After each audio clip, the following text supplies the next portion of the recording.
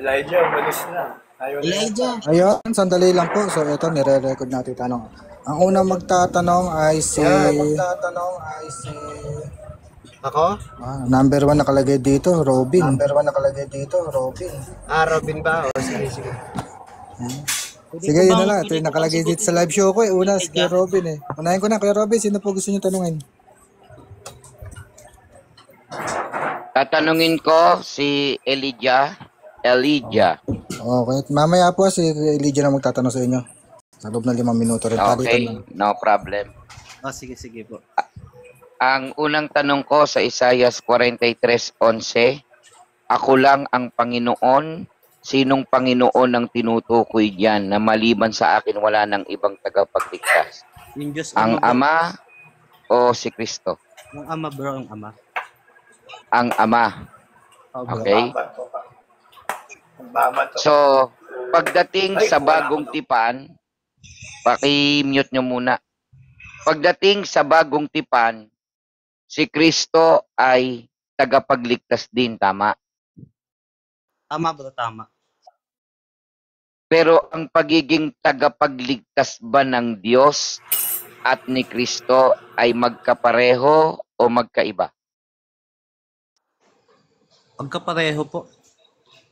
Kasi po, ang pinagkaiba lang po nun, ang O, tagapagligtas. teka. Magkapareho tapos may pinagkaiba? Oo, kasi sa time ho na yan, Israel lang ho. Kay Kristo, sanlibutan na. Sa makatwid, yung Ama noon ay naging Kristo na ngayon, pero iisa lang sila. Yung Ama nag-convert sa anak. Hindi po, bro Robin. Kasama na po yan yung Ama sa eternity. Kasama na po ni Kristo yung Ama sa eternity pa lang po.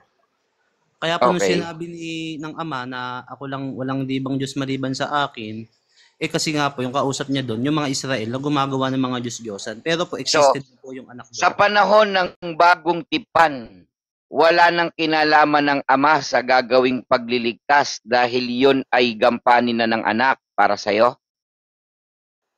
Kasi nabasa naman po sa paghatol. Pakisagot ng categorical, kuya. Pakisagot para Ah. malinaw tayo.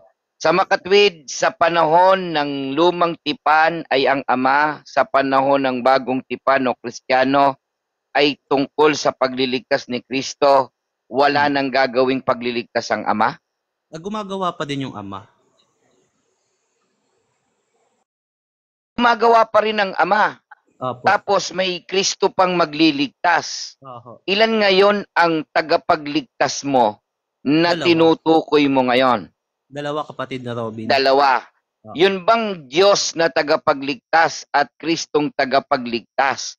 Mayroon ba silang pagkakaiba sa pagiging tagapagligtas? Meron o wala? Kasi ang sabi ng sa Juan 5:27, binigay na Meron o wala? binigay na ng Ama sa anak yung paghatol po yun po yung pinagkaiba. Yung paghatol po, Okay. binigay na po sa anak. So sabi mo kanina, walang pinagkaiba. Tapos sabi mo naman ngayon, may pinagkaiba. Alin ang mali mong sagot? Yung walang pinagkaiba o yung may pinagkaiba? Magkaiba po kasi yung tanong, kaya magkaiba din po yung sagot. Ulitin ko yung tanong para hindi ka malito ha. Mayroon bang pagkakaiba ang pagiging tagapagligtas ng Ama at tagapagligtas ng anak? Merong pagkakaiba o wala? Meron po. Kasi po, yung niligtas lang ng Ama nun, yung Israel, yun po yung sinagot ko sa tanong niya nung una. Sa panahon po ni Kristo, ng Kristiyano, ang niligtas niya po, sanlibutan. Kung gayon, ang iniligtas ni Kristo sa sanlibutan, hindi ang Ama ang nagligtas doon, kundi per se si Kristo. Hindi na, wala nang pakialam ang Ama doon. Gumawa yung Ama, sinugo niya, kasi sa pagmamahal niya sa sanlibutan, sinugo niya yung anak. Okay, next question. Magkapareho ba ang nagsugo sa isinugo? Magkaiba po yun, kapatid na Robin. So, magkaiba ang nagsugo na tagapagligtas na Ama sa isinugo na tagapagligtas na anak. Magkaiba o hindi magkaiba? Magkaiba po yun. Sa makatwid, tanggap mo na talagang ang pagiging tagapagligtas ng Ama at pagiging tagapagligtas ng anak ay magkaiba. Iisa lang naman po sila sa layunin Bro Robin. Hindi naman layunin bro ang tinatanong ko. Ang paksa natin ay tagapagligtas. Hindi sa layunin ng Kasi aking yung tanong, Bro tinatanong. Robin, yung panahon po kasi sa Isaiah, yung kausap po ng Diyos Ama yung mga Israel, Israel lang po yung yung tagapagligtas doon. Sige, last question na ako. 17 seconds na. Last question. Nakita at pinatotohanan namin na isinugo ng Ama ang kanyang anak bilang tagapagligtas ng mundo. Si Kristo rin ba ay tagapagligtas na nagsusugo ng isa pang tagapagligtas? Si Kristo nagsusugo din? Ayun po ba yung tanong, Yun bro? ang tanong ko bro Pakisagot mo na lang. Kristo Dahil ang nagsusugo din. Ama nagsusugo. Si Kristo, sabi mo, parehas silang tagapagligtas. Kaya last question ko, si Kristo rin ba ay nagsusugo para magligtas ng mundo? Last answer. Last answer.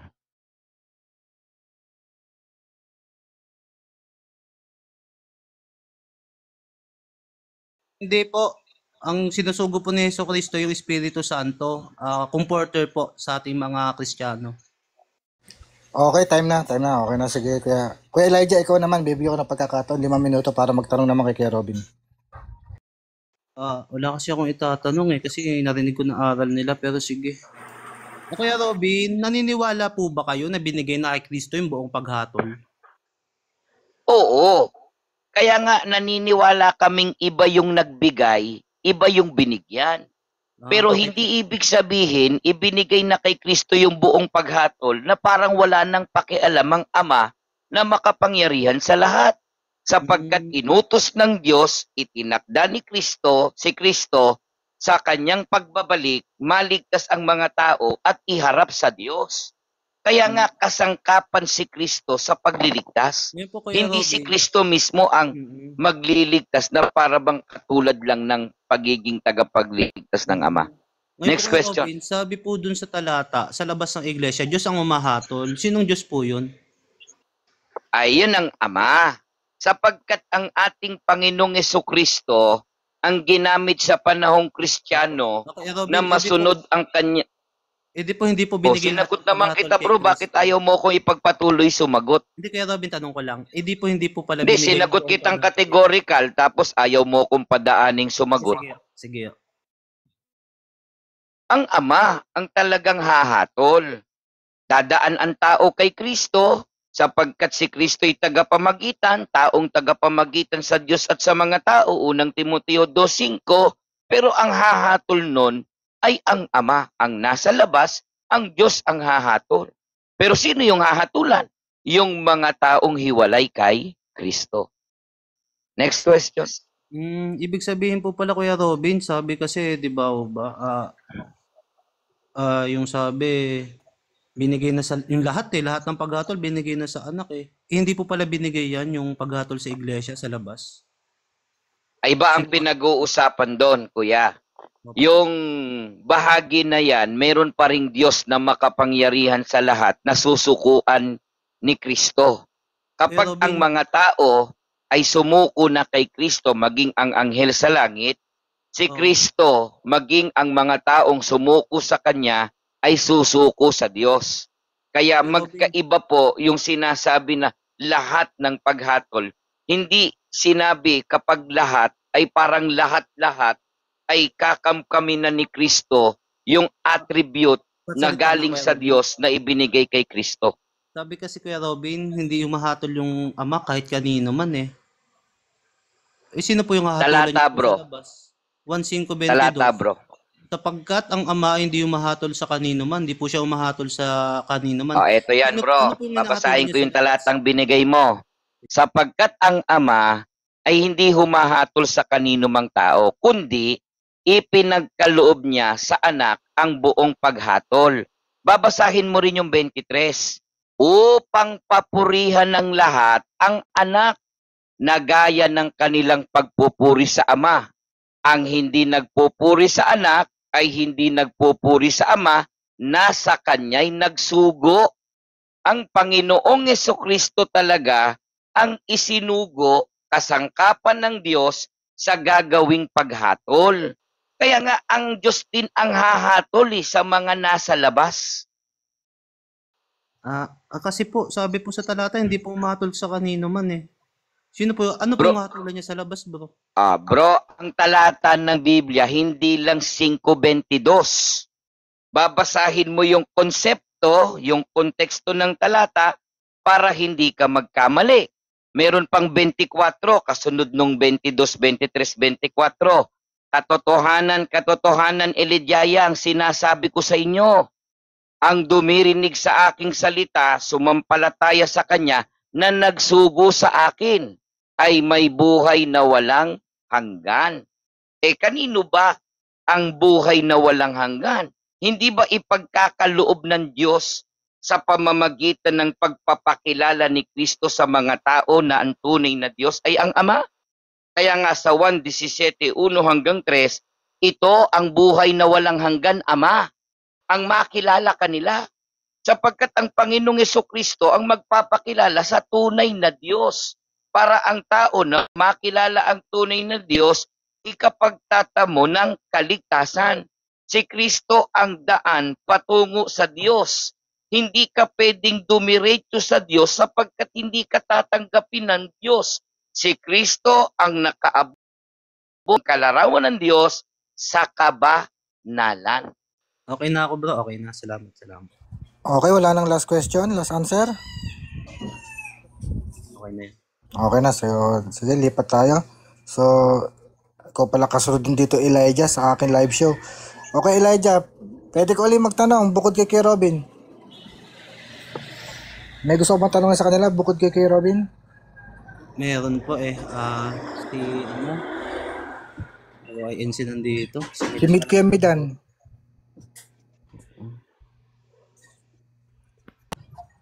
Pagka ako tinanong mo, bro,